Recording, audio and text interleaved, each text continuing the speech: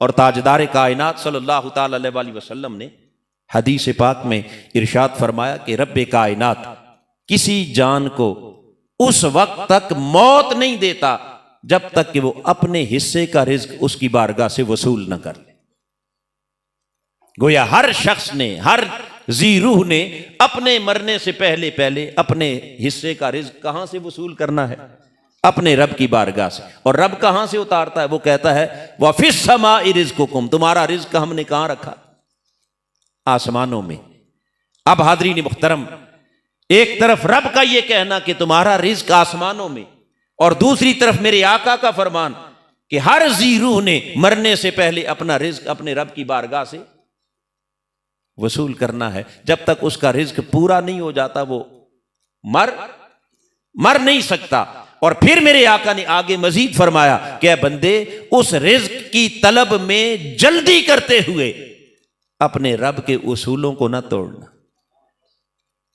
उस रिज्क की तलब में जल्दबाजी करते हुए अपने रब के ज़ाब्तों को नजरअंदाज न करना, हराम और नाजायज रास्ते इख्तियार न करना, इसलिए कि तेरे नाजायज रास्ते इख्तियार करने से वो रिज्क बढ़ेगा नहीं, वो वही रहना है फिस समा, जो अल्लाह ने तेरे लिए आसमानों के अंदर मुकर्रर कर रखा है। अब हाज़रीन मुहतरम, अगर हम इस पर सिद्ध के दिल के साथ अल्लाह के इस फरमान पर यकीन कर लें कि मेरे हिस्से का रिज्क अल्लाह ने मुकर्रर कर दिया और वो मुझे मरने से पहले हर हाल में, बोलिए, मिल के रहना है, अगर इस बात का यकीन हो जाए तो क्या कोई शख्स भी नाजायज रास्ता इस्तेमाल करे?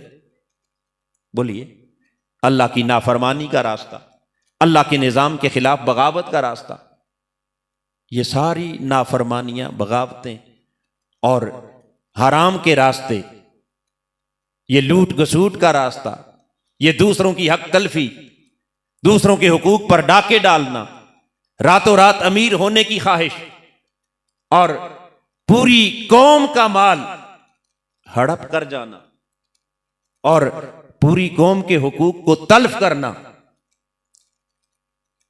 और इंसानियत के हुकूक को लूटना, उसके साथ जुल्म और नाइंसाफी करना, ये सब कुछ इंसान अपने सोच के मुताबिक इसीलिए कर रहा होता है कि शायद इस रास्ते से मेरा रिज्क बढ़ जाएगा, मुझे कुछ ज्यादा मिल जाएगा, इजाफी मिल जाएगा। जबकि अल्लाह के महबूब ने फरमाया कि बंदे, उस रिज्क को जल्दी तलब करने के लिए तू कभी भी अल्लाह की नाफरमानी का रास्ता इख्तियार न करना, इसलिए कि उससे तेरे रिज्क में इजाफा नहीं होगा, रहना वही है। बोलिए, रहना वही है, मगर फर्क क्या पड़ेगा कि जब तू अल्लाह की नाफरमानी के रास्ते से, हराम रास्ते से उसे तलब करेगा तो रिज्क तो वही रहेगा, मगर उस रिज्क से बरकत उठा दी जाएगी। उस रिज्क से जो हासिल करना चाहता है वो तुझे हासिल। अब इंसान क्या हासिल करना चाहता है रिज्क से? ये बात बड़ी काबिल गौर है। हर शख्स चाहता है कि मुझे ज्यादा से ज्यादा रिज्क इसलिए मिले ताकि मुझे इस दुनिया में क्या मिले? आसूदगी मिले, आराम मिले, राहत मिले, मेरी इज्जत में इजाफा हो। या इसके अलावा भी कोई इंसान की डिमांड है?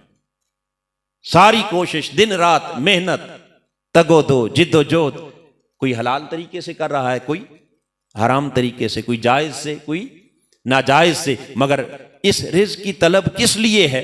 ताकि इससे मेरी जरूरियात पूरी हो, मेरी ख्वाहिशात पूरी हो, इससे मुझे आराम मिले, आसाइश मिले, मेरी इज्जत में, मेरे वकार में, मेरी शख्सियत में और इजाफा हो। यही मकसूद। मगर इस मकसद के हुसूल के लिए फरमाया, है बंदे, अगर जब तू हराम तरीके से, नाजायज तरीके से और दूसरों का हक मार के उस रिज्क को जल्दी पाने की कोशिश करेगा, रिज्क तो मिल जाएगा, चूंकि वो तो तेरा मुकर्रर है, मिलना भी वही है, बढ़ेगा भी नहीं, रहेगा भी वही, उससे बरकत भी उठा दी जाएगी।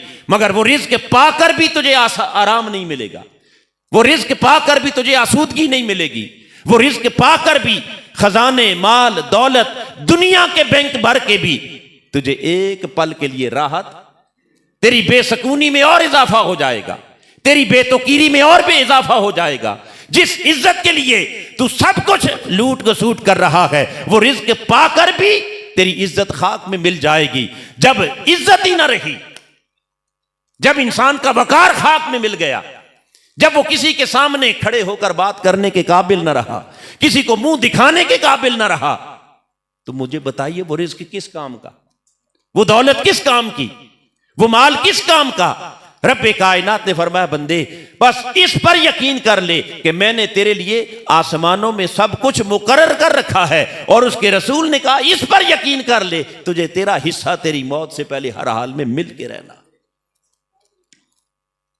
तो जब इस बात का यकीन हो जाए तो फिर यकीनन इंसान कभी भी हराम रास्ते इख्तियार नहीं करेगा, फिर वो जायज रास्ते से, हलाल रास्ते से उस तरह से तलब करेगा जैसे अल्लाह और उसके रसूल का फरमान है, जैसे अल्लाह और उसका रसूल चाहता है, और उस चाहत के मुताबिक। चूंकि हलाल तरीके से ले तब भी वही रहना है, हराम तरीके से ले फिर भी रहना वही है। फर्क यह है कि अगर हलाल तरीके से लेगा, उसके ताबे होकर लेगा तो रहेगा वही, मगर उसमें बरकत हो जाएगी, उसमें इज्जत बढ़ेगी, उसमें तौकीर में इजाफा हो जाएगा। और अगर हराम तरीके से लेगा तब भी रिज्क की क्वांटिटी तो वही रहनी है, मगर क्वालिटी में फर्क आ जाएगा कि वो रिज्क तुम्हारे लिए सकून के बजाय बेसकूनी का बायस बन जाएगा, इज्जत के बजाय बेइज्जती का बायस बन जाएगा। वो रिज्क तुम्हारे वकार में इजाफे के बजाय तुम्हारे वकार को खाक में मिला देगा। गोया कितने लोग इस दुनिया में लगे फिरते हैं कि उनका इतना दौलत, इतना माल कि दुनिया के बैंक उनके दौलत से भरे हुए, दुनिया के हर मुल्क में उनकी जायदादें, उनके कारोबार, उनके बिजनेस, सब कुछ, मगर चार बंदों के सामने इज्जत के साथ खड़े होने के काबिल भी। सच बताइए ऐसे लोग हैं या नहीं हैं जी? उनके इर्द गिर्द अगर उनके मुहाफिज ना हो तो मेरे ख्याल में शायद वो किसी बंदे के साथ मुलाकात करने के काबिल भी, बात करने के काबिल भी।